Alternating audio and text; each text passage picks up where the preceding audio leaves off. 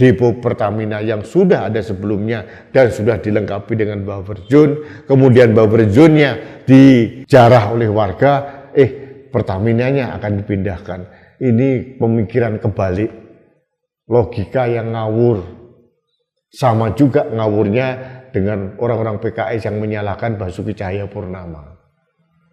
Kenapa? Apapun yang akan dilakukan oleh Ahok sebagai komisaris utama Pertamina untuk membersihkan, merelokasi warganya tidak akan mendapatkan pujian, tetap akan dicela oleh mereka.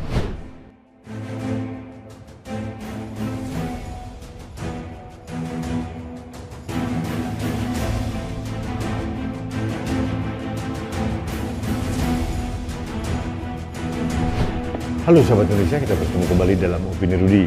Sahabat Indonesia, buntut dari kebakaran depo Pelumpang yang menewaskan 18 orang dan mengorbankan ratusan orang yang luka bakar dan luka-luka yang lain, serta ribuan orang mengungsi masih terus mengular kemana-mana. Seperti yang pernah saya sampaikan terdahulu bahwa kita tidak serta-merta bisa menyalahkan Pertamina. Karena apa?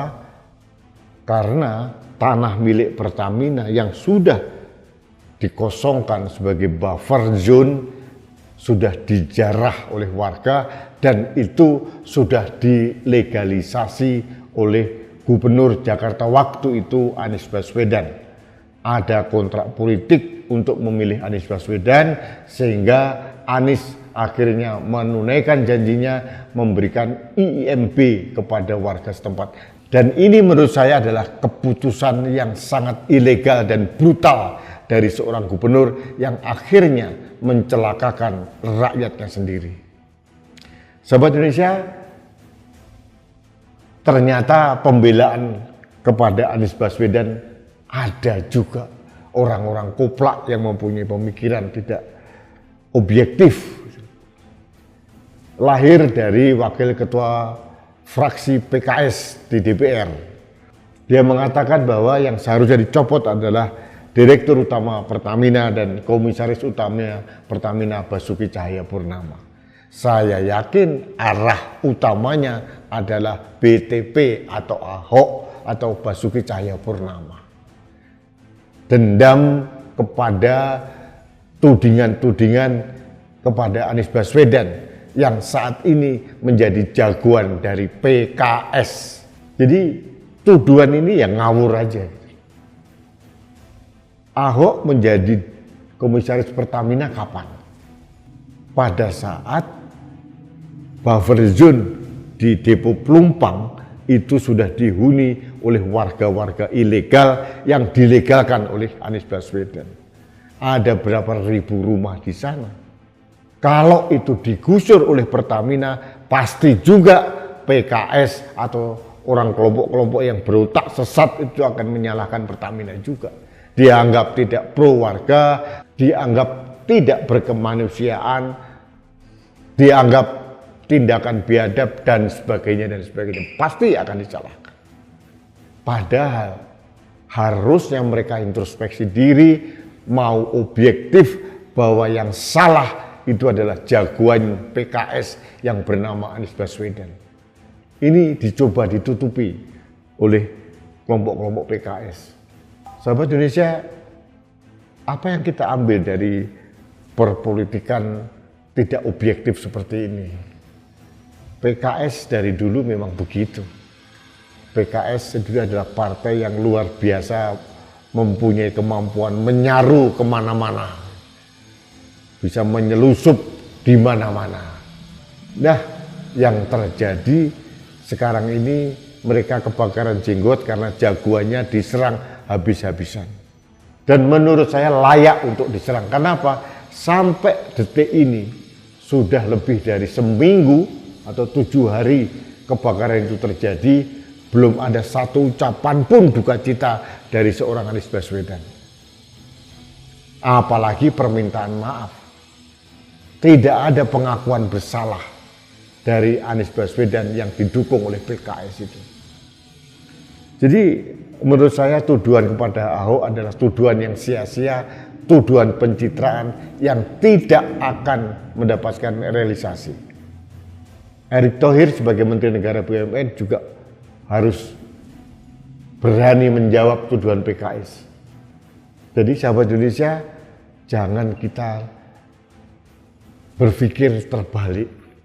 Kita mempunyai tanah, kemudian tanah pekarangan kita yang di luar rumah kita didudukin warga, lalu terjadi sesuatu, kita yang punya tanah disuruh keluar. Ini nggak masuk akal. Logika dari Erick Thohir sudah saya kritisi. Saya setuju dengan logika dari Luhut Binsar Panjaitan. Mudah-mudahan Presiden Jokowi pun mempunyai pemikiran yang senada dengan Pak Luhut Binsar Panjaitan.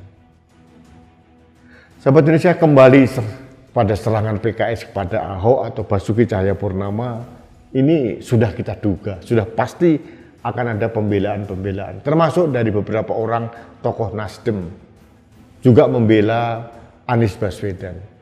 Sudah pasti mereka membela itu, apalagi Demokrat juga membela Anies Baswedan. Karena apa? Jagoannya ternyata mempunyai kelemahan yang paling mendasar, yaitu adalah mampu punya keberanian untuk mencelakakan rakyatnya. Itu yang terjadi. Jadi pragmatisme seperti Anies Baswedan ini mungkin tidak mau diakui oleh para partai pendukungnya sekarang ini, terutama PKS dan Demokrat. Kemarin bertebaran foto-foto ada pipa Pertamina di depan rumah warga, malang melintang di situ.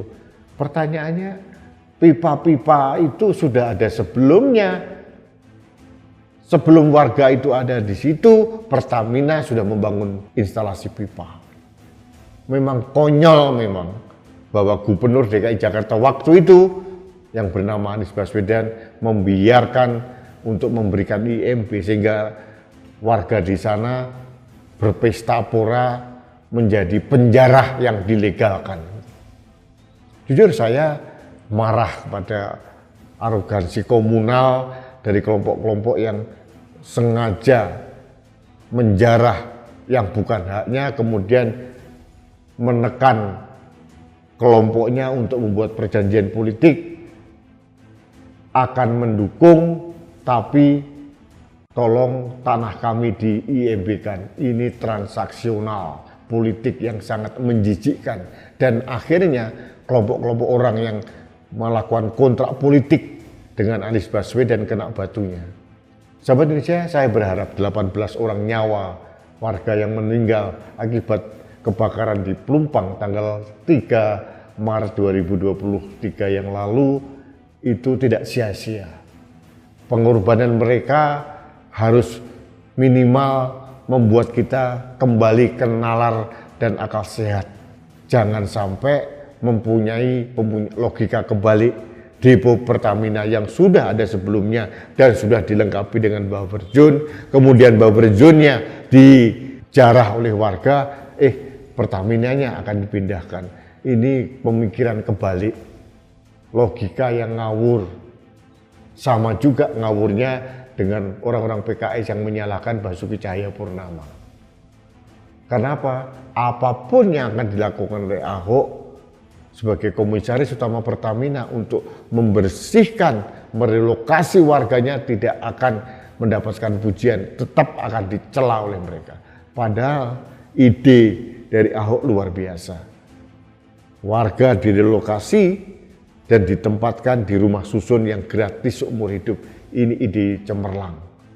Dan Pertamina mempunyai uang untuk merealisasikan itu, tapi warga tidak mau, ngotot.